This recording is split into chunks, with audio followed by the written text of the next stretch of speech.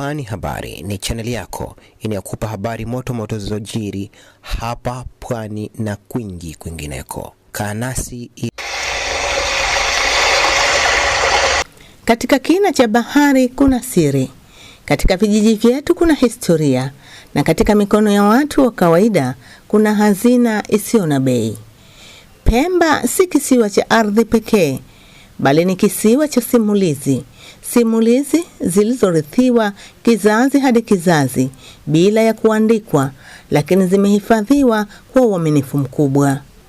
Leo na Micheweni kufunua urithi wa kiimani na kitamaduni unaoendelea kuishi kupitia jamii yake. Hii ni safari ya historia, na hii ni safari ya urithi wetu. Historia haiko kwenye vitabu, bali imo ndani ya vyombo vya maisha ya kila siku. Vyombo hivi si chuma tu, bali ni mashuhuda wa enzi za usultani, maisha ya kifamilia na utawala uliopita.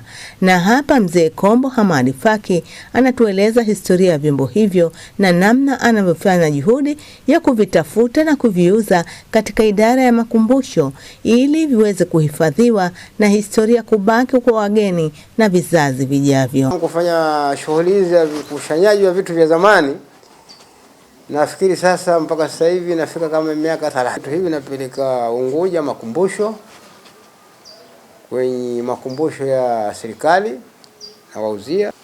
Mpaka leo biashara hii naiendeleza. Kama familia yangu, kama wanangu, watu walio karibu yangu wanafuata kwamba mzee wetu ile shughuli anafanya, na wao mpaka nishawafundisha wote washafahamu. Wanajua mzee atakiondoka hii kazi wataiendeleza. Katika kila kizazi kuna jukumu. Kwa wengine jukumu hilo ni kuhakikisha historia haipotei, bali inahifadhiwa kwa njia sahihi kwa manufaa ya taifa. Hivyo watoto wa Mzee Kombo Hamadi Faki hawakuacha kuendeleza kazi hiyo ili kudumisha historia.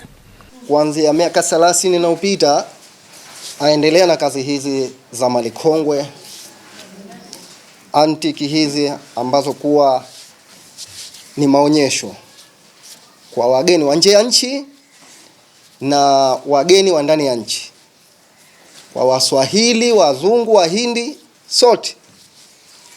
Kwa hiyo kamfanya biashara hizi kwa muda miaka hiyo 30, na sisi watoto wake kututambulisha kwamba watoto wangu nataka niwafundishe hii kazi.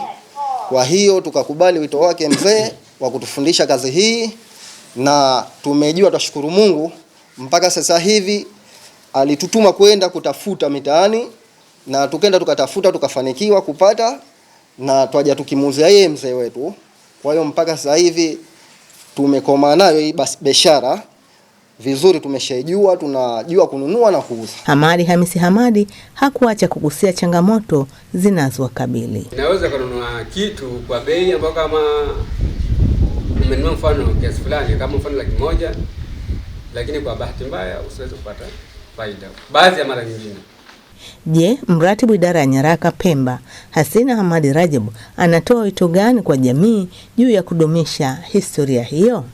Pemba tuna hazina kubwa ya historia ambazo ni kumbukumbu za zamani na vitu vingi vya zamani ambavyo vinaweza kuchukuliwa majumbani na vikawekwa vikatunzwa katika jengo letu la kuhifadhia kumbukumbu.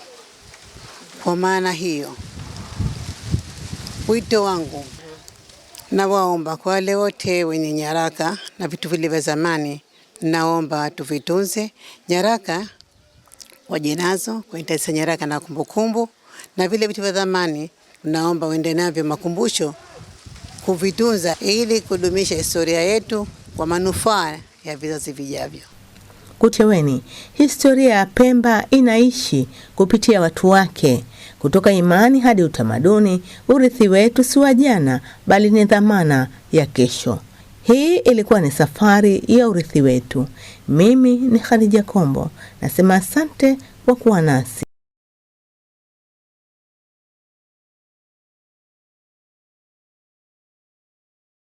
Like, kushare, kucomment na kusubscribe ili kupata zaidi kutoka hapa Pwani Habari.